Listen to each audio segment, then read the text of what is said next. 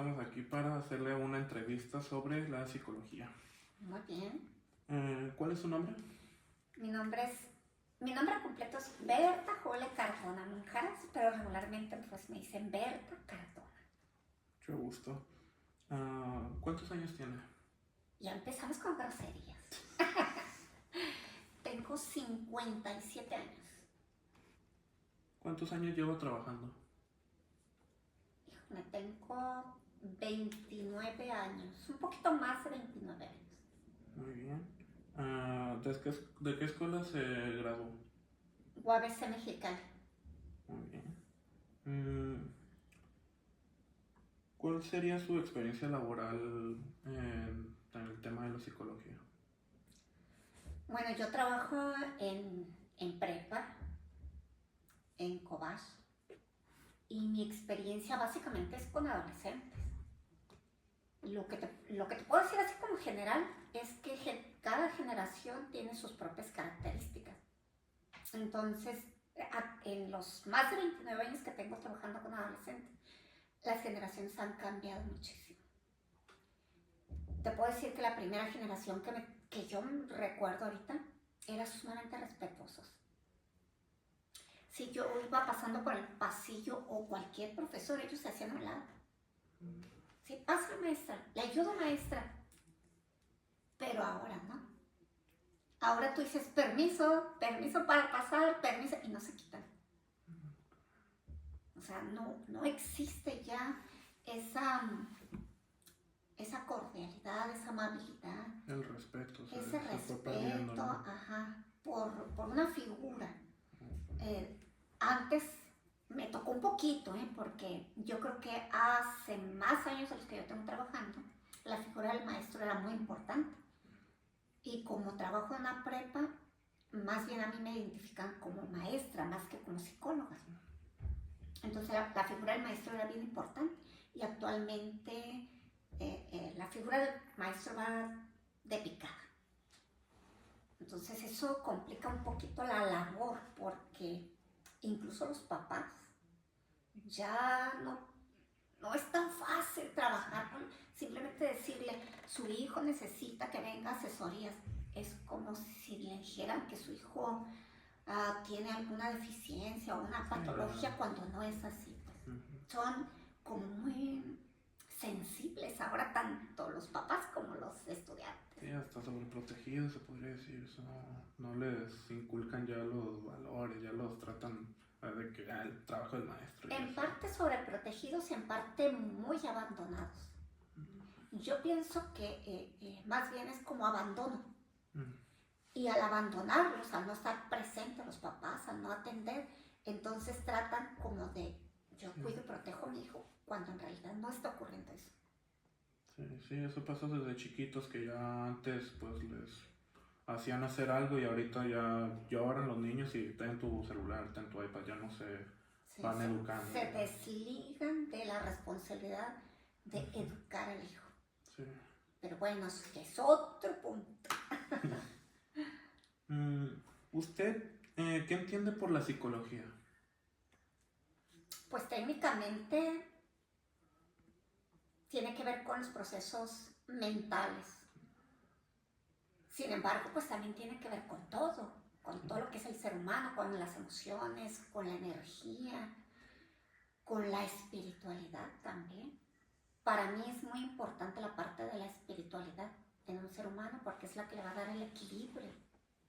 Pero para hacer eso, el ser humano tiene que pasar por un proceso donde se dé cuenta que la mente, que es la que le está dirigiendo, porque la mente dirige muchos procesos, pues tiene que pasar años para que lo entienda.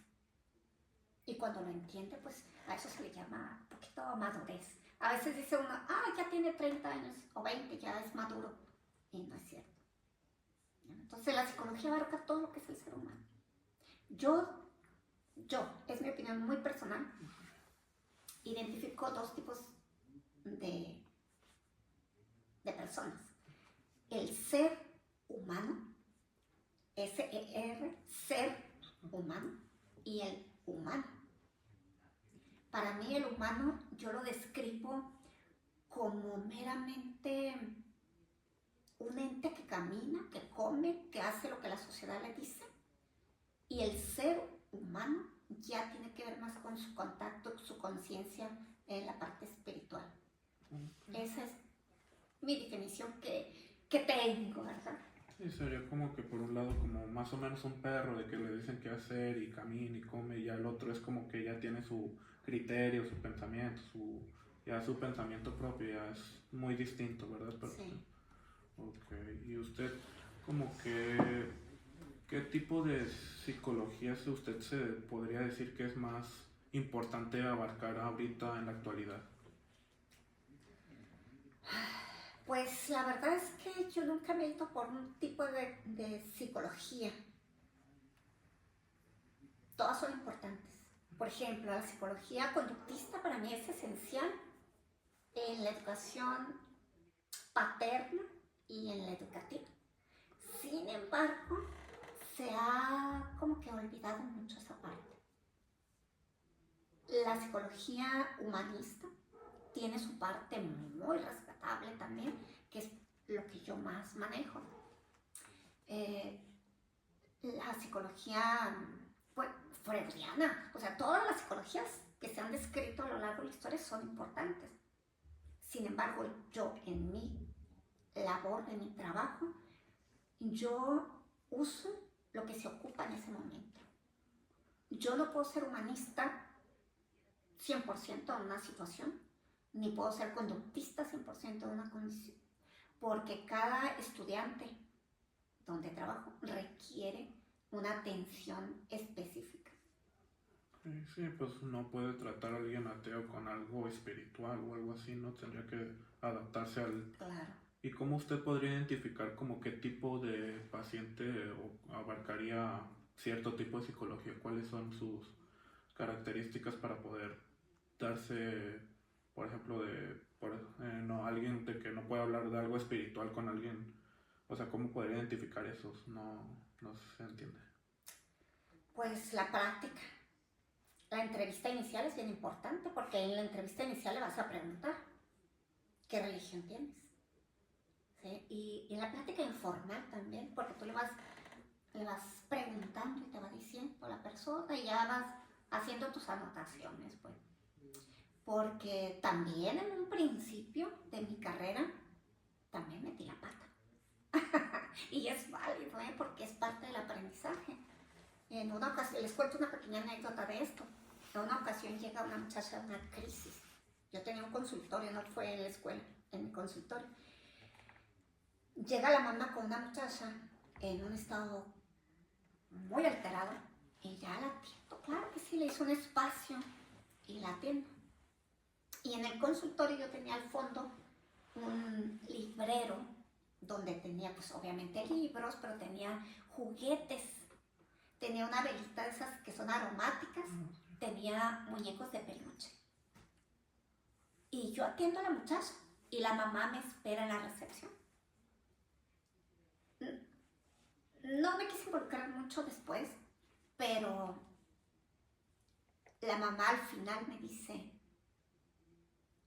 ¿usted de qué religión es? ¿Por qué adora a ese muñeco? ¿Por qué le pone velas a ese muñeco? Y yo, no es la vela para un muñeco, ya le expliqué, pero la señora se fue como incómoda. Y yo, bueno, pues las creencias de cada persona, ¿verdad? Entonces, a veces es complicado complacer a todos los clientes. Sí. No se puede. Nadie puede. Sí, no se puede. Porque cada quien va a hacer una interpretación de acuerdo también a sus propias vivencias. Wow. Sí, es muy... Es increíble cómo cada persona es diferente en su manera de pensar o de serlo, porque pues cada cabeza es un mundo, ¿no? Claro. ¿Y usted podría definir algún tipo de psicología que se le dificulta a usted trabajar o en estudiar? A ver.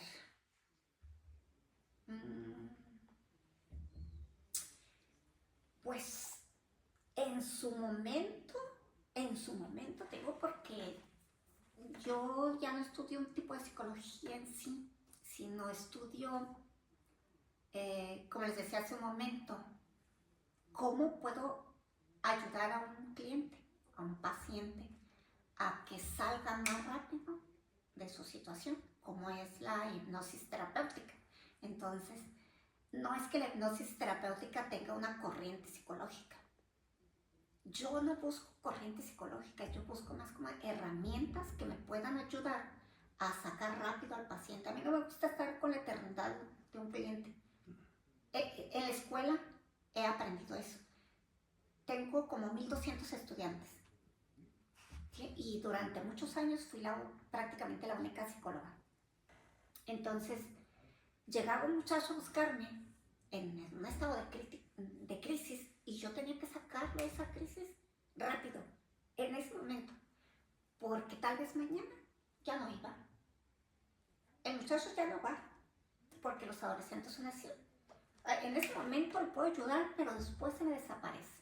Entonces yo aprendí a sacar rápido de una crisis a las personas. Y en la consulta privada me gusta también que la gente salga rápido de la situación, independientemente de qué herramienta yo esté utilizando, independientemente de qué corriente psicológica sea. Y por eso me he dedicado más como a buscar herramientas más que corrientes psicológicas. ¿Y como qué tipo de pacientes más comunes le llegan a su consultorio? ¿Como qué tipo de problema? Pues como el consultorio tenía como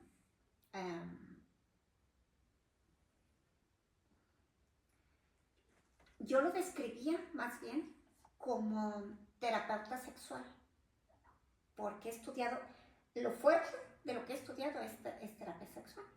Un montón de diplomados, estudié, organicé, impartí cursos de sexualidad humana, organicé, traje gente de la Ciudad de México, entonces mi fuerte era eso. Fuera de la escuela, que son adolescentes, yo atendía muchas situaciones de sexualidad, de pareja, pero también individuales. Muy bien. ¿Usted considera que la psicología es una ciencia de la salud humana o espiritual? ¿Y como por qué? Pues ya habíamos platicado hace rato, cuando te decía de la psicología que abarca toda para mí. Yo creo que cuando la persona se conecta más con su parte espiritual, logra comprender y avanzar más rápido, que si solo se centra en los pensamientos. Para mí, lo que he encontrado es que el pensamiento es como, a veces se convierte en el enemigo de la persona, porque la mente te pone ideas. Vamos a suponer, les digo a los alumnos, ejemplos que les doy a los alumnos. Si tú piensas que tu amigo no te quiere, está el pensamiento, le caigo mal, ya no me quiere, ya no es mi amigo.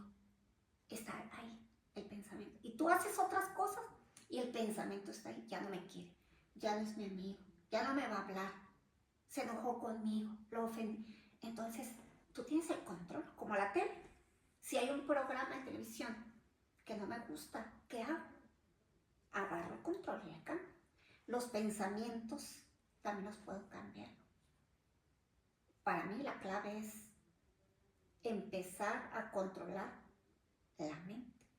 Y por eso la persona tiene que centrarse más en su ser que en los pensamientos. O como dicen por ahí algunas teorías, hay que conectar la mente con el corazón o la mente con la parte espiritual para entrar a un estado de conciencia pues más elevado. Okay. ¿Y a usted nunca se le ha podido dificultar el tema de la adolescencia? Porque pues en esa etapa son de cambios hormonales, de que pues que temas de parejas, o de que de la escuela, o sea, de que ya no son unos niños, que ya están cambiando la voz y todo. ¿No se le hace difícil manejar con adolescentes en sus problemáticas? A mí me gusta trabajar mucho en grupo, porque se puede abordar un tema con 50 estudiantes y de manera individual pues es una persona. Entonces el impacto que se hace, trabajar en grupo es mucho mayor. A mí me gusta trabajar desde primer semestre con los estudiantes para elevar su autoestima y les trabajo su autoestima con la intención de evitar que en segundo, en tercero, en cuarto haya conflictos entre compañeros, que se sientan desplazados, que anden llorando por las esquinas, que reprobé, que ya estoy triste. Eso es lo que he aprendido a través de los años. Entonces ahora trabajo con los alumnos mucho el fortalecer su autoestima para evitar que tengan problemas en los semestres posteriores. Y me funciona. No en todos los casos, porque todos los alumnos son diferentes. Actualmente es un poquito más complicado, no porque no se pueda trabajar con los estudiantes, sino porque los papás no lo permiten. Sí, ya son más que quieren cuidar a sus niños porque sienten que eso ya son temas para... Papás totalmente negados a ver una realidad. El alumno tiene la boleta con ceros, 5, y él va a negar, es que mi hijo le pasó algo, o el maestro tuvo la culpa, pero mi hijo tiene todos sus trabajos, yo lo veía trabajando, yo lo traje y lo dejé en la puerta de la escuela. Entonces, uno le da las herramientas, pero los papás, la verdad es que no colaboran mucho. Hay otros papás que sí, porque hay de todo, ¿sí? Apoyan, están constantemente ahí, están preocupados por sus hijos. Si uno les dice, sería importante que los llevara a terapia, rápidamente los llevan a terapia. Pero cada vez es más el porcentaje de papás que no atienden adecuadamente a los hijos. Esa es una realidad que yo creo que se mira en todas las escuelas. ¿Y usted por qué cree que se deba eso? Hay una desconexión. El teléfono. Pues sí. Hace algunos... Yo veía a los muchachos no con un teléfono. Yo veía a los muchachos con un cuadrito así, que era un reproductor de música, con unos audífonos. Y yo le decía a los alumnos, pronto solamente vas a estar conectado con tu amigo de al lado y te vas a desconectar del resto. Y luego es verdad, traía un audífono y le pasaba el otro audífono con el cablecito, ¿verdad? Porque no había inalámbrico. Y ahí está, 2. Luego salieron los inalámbricos y hay más desconectividad. Ni siquiera platican los papás en el teléfono, los hijos en el teléfono. No hay interacción. Por eso está pasando lo que está pasando. No hay comunicación. Los papás no saben qué le ocurre al hijo, los hijos no saben qué le ocurre a los papás. Los hijos se sienten abandonados y los papás no saben qué hacer, pero no sueltan el teléfono. Desafortunadamente es una herramienta valiosa, pero la mayoría no lo sabe utilizar. ¿Y usted cree que se pudo haber empeorado por la pandemia o después de la pandemia? Claro, sí, definitivamente sí. Y pues, ¿usted culparía o haría responsables a los aparatos en sí o a los padres por no saber utilizarlos correctamente? Bueno, no se trata de culpas ni de responsabilidades, yo creo que se trata de aprender. Así que yo como docente también tengo que adaptarme. Entonces lo que hago es que ahora les permito a los estudiantes utilizar las redes, pero para investigar. Así, rapidito, lo que antes hacían en el libro. Saquen su libro, muchachos, vamos a tal página. Ahora no. Ahora les digo, vamos a ver tal tema. Les doy y les pongo el cronómetro. 10 minutos para hacer esto. Y rápido. Ellos saben cómo lo resuelven. Algunos agarran el libro, algunos preguntan entre ellos, algunos agarran el celular e investigan. Y terminado el tiempo les pregunto. Y ahí está. Entonces, lo que yo, la parte poquito que me corresponde, estoy tratando de que utilicen el celular para algo positivo. Desafortunadamente no siempre es así. Sí. Simplemente ustedes yo creo que lo ven diario en su escuela, en el comedor de su escuela. Se juntan 3, 4, 5, pero cada quien está con su celular. Cada quien en su rollo. No hay comunicación. Sí. Oye, ¿cómo te fue? ¿Cómo te va? No hay, es diálogo. Sí. A ver, platíqueme usted. Es cosa que sí nos pasa a nosotros también.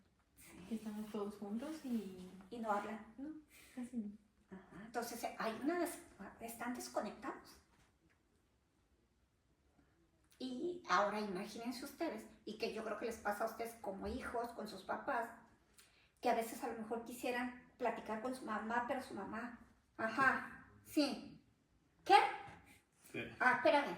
Se está riendo por el celular, pero pues no es importante. No hay comunicación ni nada. Y lo mismo está ocurriendo con las relaciones de pareja. También. Sales con tu novio, sales con tu novia, sales con tu esposo, con tu esposa, y está uno enfrente del otro, pero cada quien en su rollo, comiendo en silencio y con el celular. Entonces, ¿qué está pasando con esa pareja y qué va a pasar a futuro? Se ve lo que va a pasar a futuro. Esa relación no va a progresar. Eso es lo que yo veo. Sí, aunque dure, pues, ¿cómo serían los hijos? Pues imagínense, eso les van a tocar a ustedes. Uh-huh. Esos hijos les van a tocar a ustedes. ¿Y usted cómo podría resolver esa problemática? No, a mí no me corresponde resolver nada. Yo creo que todos tenemos que ir aportando un poquito. Tú, en tu casa, con tus papás, con tus hermanos, con tus compañeros, con tus profesores, cuando estés casado o cuando tengas una pareja con tu pareja, o con tus hijos. Es una labor individual. No, yo creo que no se puede hacer de otra forma. A menos que nos ocurriera algo que se desconectaran todos los celulares. No sé si se acuerdan, hace algunos años, quizás ustedes estaban chiquitos o todavía no nacían, no sé. Hubo un apagón general en Tijuana. Se apagó todo. Y la gente tuvo que salir a la calle con el vecino. Se pusieron a jugar. El muchachito conoció a la vecina, que tenían años viviendo juntos, pero no se conocían. Ese apagón sirvió en ese momento, que duró varias horas el apagón, para que convivieran de forma diferente. Fue una experiencia extraordinaria para muchos de esa generación. Así que espero que algún día se desconecte todo. La pregunta es, ¿estaremos preparados para convivir? Después de no hacerlo por tantos años, pues ya veremos. ¿Y usted cree que el uso de plataformas digitales en las escuelas pueda llegar a afectar a los alumnos como Classroom o Teams o Moodle, o sea, todas esas aplicaciones digitales? ¿Usted preferiría puro libro y cuaderno y que el maestro lo revise? No, yo creo que tampoco podemos retroceder. Yo lo que opino es que tenemos que usar todas las herramientas tecnológicas de forma que aporten al ser humano, no que le resten. Y lo que yo veo ahorita es que le está restando humanidad. ¿Sí? No practican sus valores, no practican el respeto, porque a través de las redes es muy fácil ofender a alguien. Como dice, tira la piedra y esconde la mano. Yo no fui. Se burlan de la gente. O sea, ocurren cosas terribles a través de las redes sociales. El ciberbullying. Sí. ¿Y usted cómo lidiaría con un paciente que sufre ciberbullying o acoso digital? Mira, ocurre con los estudiantes y actualmente ocurre con los propios maestros haciéndole bullying a sus compañeros a través de las redes. Sí.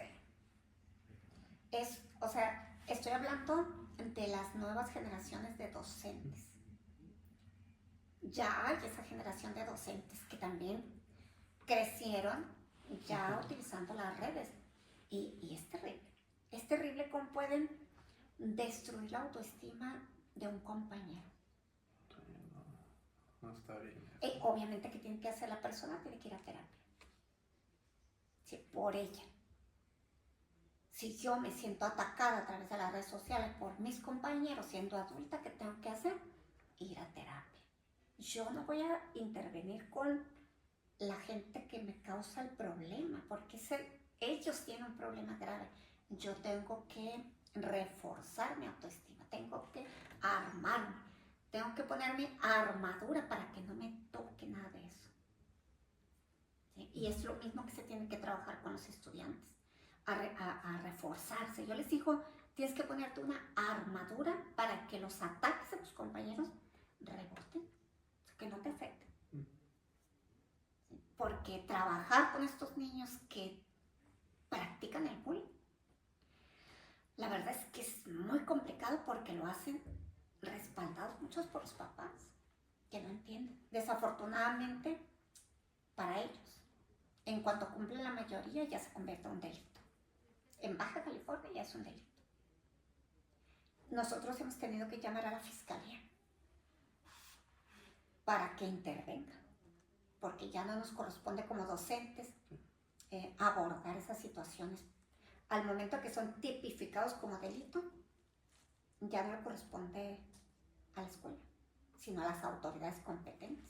Y eso es lo que se tiene que hacer, se tiene que canalizar al estudiante a las instancias correspondientes. Se ocupa psiquiatría, se ocupa una sanción, depende lo que se ocupe, hay que analizar. Nosotros en la escuela no hacemos terapia, nosotros atendemos situaciones como de psicología de emergencia, de contención, pero específicamente ya una terapia no lo abordamos. Para eso hay que canalizarla a las instancias correspondientes.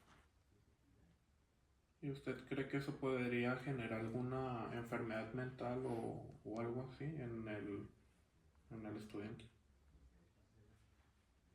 Pues si no se atiende, sí. Te pongo un ejemplo.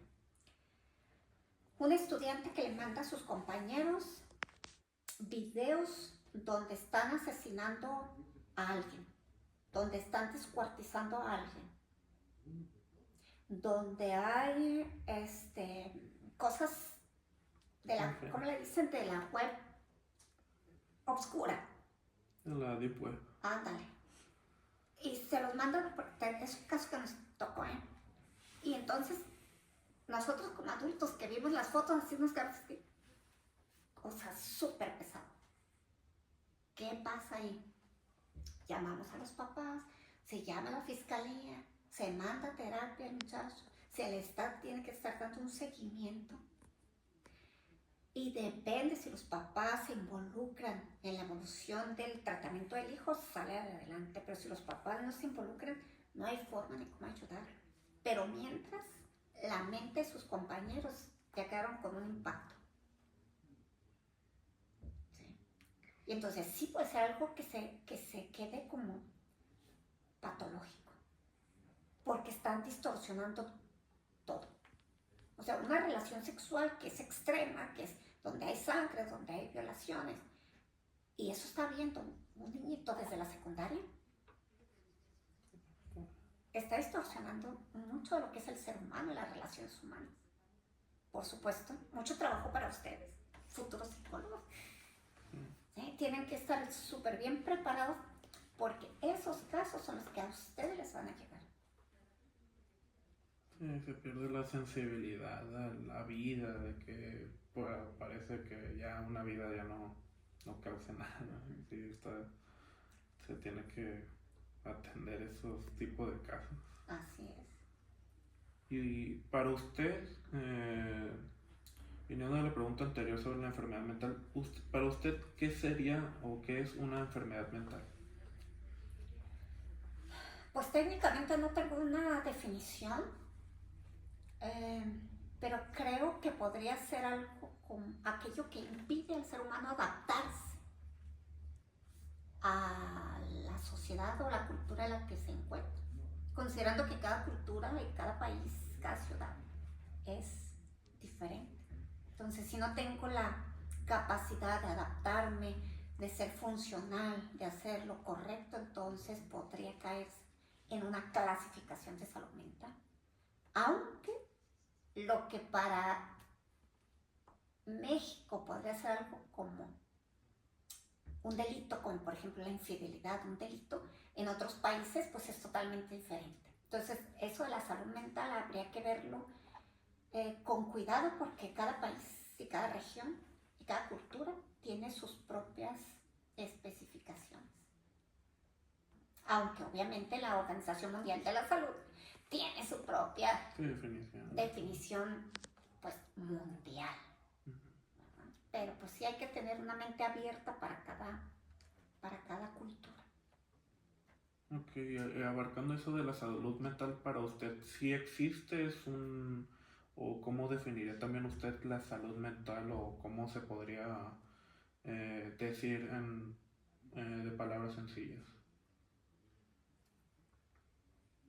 Yo creo que todos los seres humanos, todos, tú, ellas, yo, los que están afuera, los que estamos en todas partes, todos estamos en un proceso de evolución y de aprendizaje constante.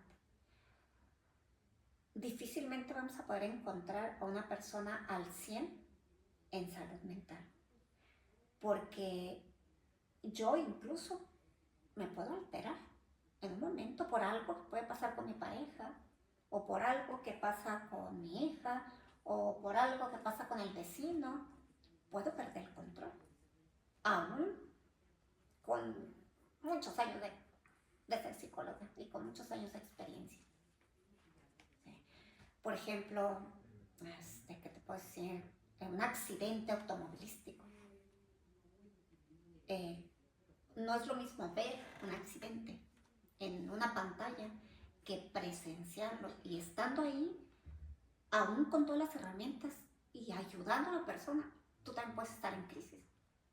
Y a lo mejor el que termina ayudándote es la otra persona. Entonces, ¿qué es la salud mental? Es tan frágil.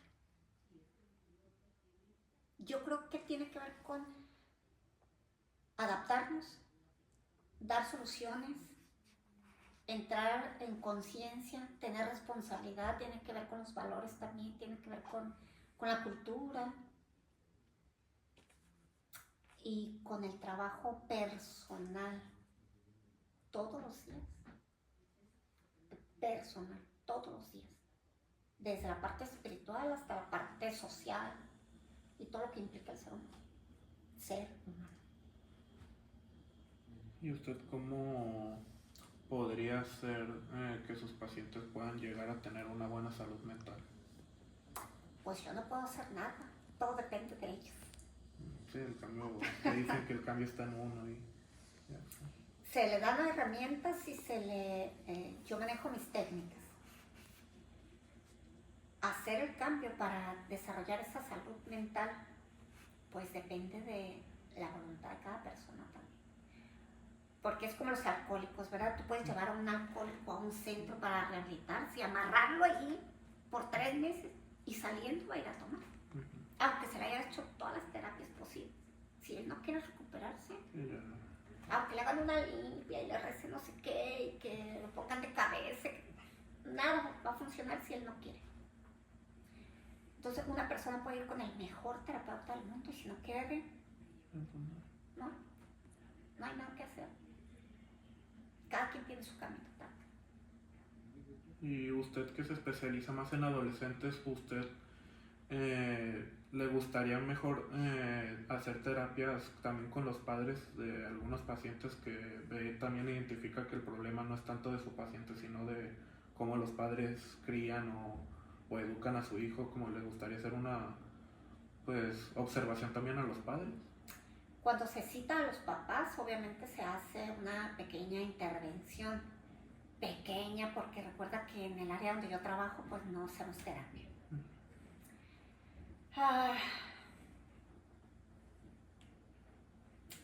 Es complicado. Yo creo que es contestando específicamente a tu pregunta, yo diría que no. No me gusta. No me gusta porque los papás, no todos, no se puede generalizar. Nada de lo que te he dicho se puede generalizar. Nada. Pero algunos. Sí. Pero muchos papás, cuando son citados, llegan enojados. No saben de qué se trata, pero ya van Sí, ya. con los guantes puestos, Sí. listos para pelear. Entonces, cuando uno ya les explica de qué se trata, así van bajando, hasta que se relajan. Y hay otros que llegan con toda la disponibilidad. Me han tocado casos donde papás llegan tan enojados que al director casi le tumban la puerta a golpes. A ese grado los papás, a ese grado. Y hay papás que no, que el hijo es un tremendo travieso que ha hecho diabluras y el papá consciente, apoyando. O sea, todo se ve, todos los matices hay en una escuela.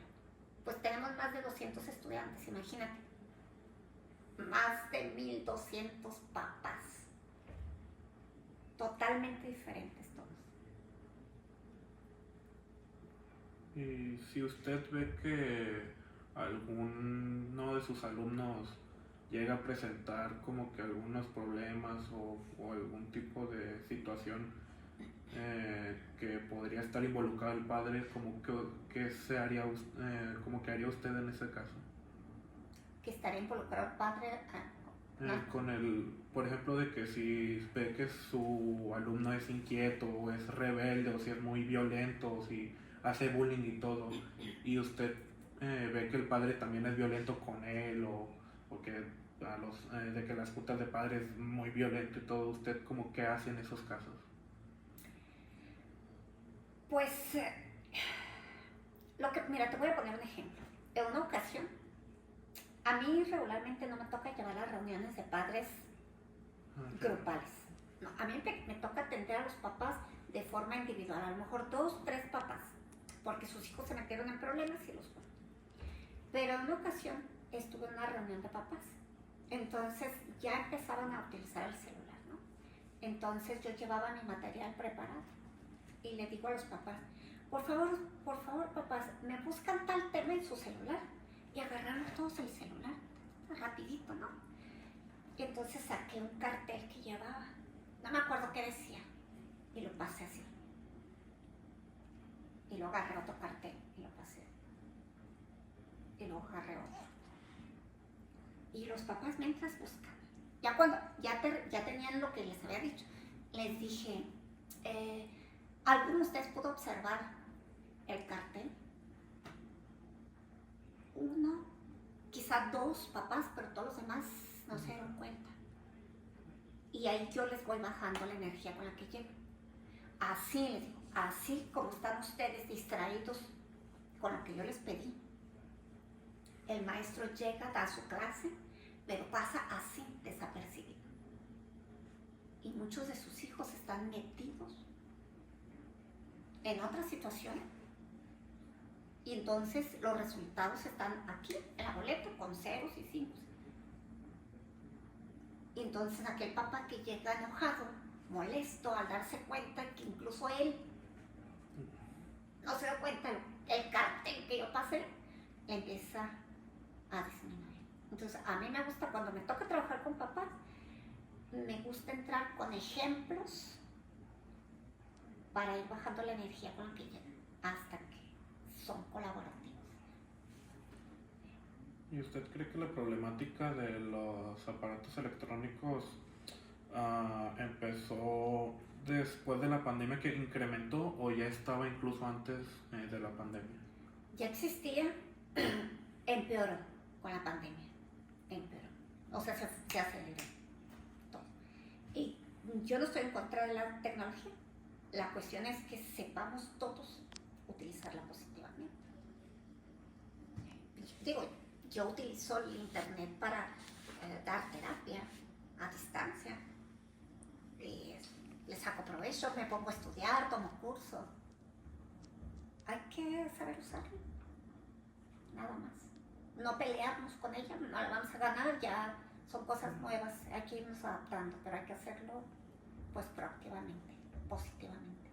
¿Y usted cómo se adaptó en la pandemia? ¿Cómo le hizo para sobrellevar la situación que pasamos todos? Pues yo creo que como muchos profes, yo la verdad nunca me he dado una clase en internet, nunca había usado Classroom. Bueno, sí había usado Classroom en una maestría que estaba estudiando en la UPN, pero no para recibir clases, sino para mandar tareas nada más. Entonces de repente ya tengo que dar clases. Al principio yo me negaba a salir en la pantalla. Ay, no, qué vergüenza tener que salir en la pantalla. No. Pero soy la maestra, soy la maestra, tengo que estar ahí, mi madre. Entonces, poco a poco tiene uno que abrirse a la tecnología, no hay más. Y pues no hubo la oportunidad de ir a capacitarnos. Venga a capacitarse para que sepa cómo darle clase. Fue No, de un momento a incluso por internet nos daban los cursos a nosotros para que nosotros lo diéramos a los muchachos. Nos adaptamos. Claro, hay que salir adelante. ¿Y usted cree que hubo algún que pudo haber incrementado el problema de la autoestima con todo esto de las redes sociales, que en la pandemia pues era lo único que utilizábamos? ¿Usted cree que empezó como a haber cierto grado de, pues no de dependencia, pero un grado de como el aumento del acoso, el ciberbullying en las redes sociales durante la pandemia, o ya venía desde antes? Yo creo que a raíz de la pandemia se incrementa. Yo creo que siempre ha existido. No me refiero al ciberbullying, me refiero al bullying. Siempre ha habido grupitos que la agarran contra otro, ¿verdad? Pero a raíz de la pandemia, obviamente, a través de las redes sociales se incrementa. Y la cuestión es que al incrementarse la ansiedad, el estrés y un montón de situaciones de índole emocional se incrementan, se disparan. Entonces ahorita podemos ver, yo creo que en todos los consultorios, tanto niñitos como adultos que están sufriendo de estrés y de ansiedad, que es lo que más se presenta, al menos en la escuela donde yo trabajo. Sí, se incrementó el caso de la necesidad de hacer terapia. Sí, muchísimo. Van a tener mucho trabajo, les digo. ¿Y usted cree que actualmente ya no hay, como por ejemplo, personas que tengan secuelas de la pandemia, de no querer salir o de las redes sociales, que sigan adictos? ¿Usted cree que ya se acabaron los problemas que hubo durante la pandemia, o sigue habiendo personas que sigan teniendo? Yo creo que no se ha acabado. Yo creo que ustedes fueron de esa generación que les tocó tomar clases. Sí. Apenas ahorita tenemos la primera generación en primer semestre, que creo que les tocó la pandemia por allá en primaria y son más saludables los chicos. Sin embargo, obviamente a través de las redes sociales el bullying lo traen arrastrando. Sí. Entonces, híjole, no sé qué tipo de generación les va a tocar a ustedes. No lo puedo describir. ¿Complicado? Sí es. Y va a ser más complicado todavía. Se han incrementado también las ideas suicidas. Muchísimo, pero enorme.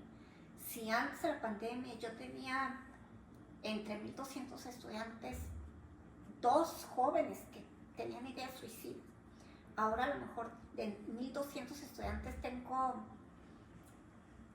a lo mejor la mitad que tienen ideas suicidas. Muchos, enorme la cantidad. Muchos no lo dicen. Pero se ve. Muchos sí lo dicen. Muchos buscan ya el apoyo, es como un grito silencioso de la ansiedad. Es mucho de eso. Entonces, en Estados Unidos y en otros países como Japón, que la En la- tecnología llegó mucho antes que acá, el índice de suicidios, el porcentaje de suicidios era súper alto, hace unos 50 años. Pues ahora está ocurriendo aquí. Está a punto estamos acá en México, de que el número y el porcentaje de suicidios se incrementa. A lo mejor ya se incrementó, pero todavía esas estadísticas no salen a la luz. ¿Y usted por qué cree que se deba esas ideas? Pues a lo que yo te estaba comentando, que no hay conexión entre humanos, cada vez estamos más separados. Papás e hijos están separados, viven juntos, pero no están integrados. Las parejas recién casados, pues nada más para tener relaciones, pero fuera de eso, cada quien está en su celular. No hay convivencia.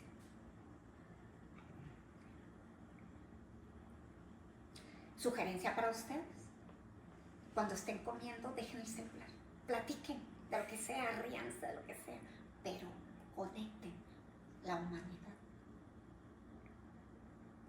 ¿Y usted cómo ayuda a sus alumnos de cómo ya no tener esas ideas, o cómo ha ayudado a sus alumnos para superar esas situaciones, o cuáles son sus tips para hacerlo? Mira, tenemos protocolos. Depende de cada situación, es el protocolo que seguimos. Y el protocolo, cuando se detecta a alguien que tenga ideas suicidas, es así, pero urgente, citar a sus papás y canalizarlo a terapia. Nosotros nos apoyamos mucho del instituto, el IPBC, Instituto Psiquiátrico del Estado de Baja California. Sí, que brindan una muy buena atención. Hay médicos, hay psiquiatras, hay psicólogos y hay otro tipo de apoyos a la comunidad. Es económico y nosotros canalizamos. Sí. Yo como orientadora, porque así se denomina mi trabajo en mi área, en mi escuela, orientadora, yo no puedo abordar terapias y menos de ese tipo. No lo tengo permitido, aunque quiera.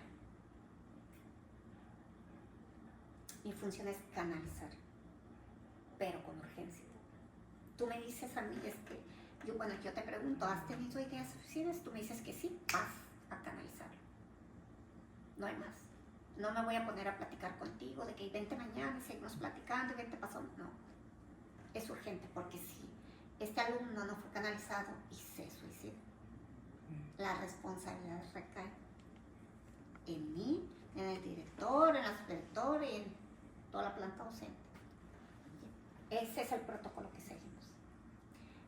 Yo no puedo tomar decisiones personales respecto a cómo voy a actuar con un alumno o con otro, porque dependiendo de la situación es el protocolo que vamos a seguir. Por ejemplo, ayer, viernes, un muchacho se cayó, o sea, se tropezó y se cayó. ¿Y qué fue lo que le pasó? Se fracturó el dedo. Este pedacito de dedo se lo hizo para atrás. ¿Y cuál es el protocolo ahí? Llamar a la Cruz Roja. Pero miren, así llegó la Cruz Roja e inmediatamente nos atiende. Entonces va a la Cruz Roja y atiende. Si se le puede acomodar, se le acomoda, y si no, se le traslada a donde se le tiene que trasladar. Entonces continuamente tenemos accidentes, de todos los accidentes que te puedas imaginar, desde que se fracturan una pierna, que se doblan el tobillo, que le cayó encima un alumno a otro jugando fútbol y se dislocó el brazo. Depende de la situación, es el protocolo que vamos a hacer.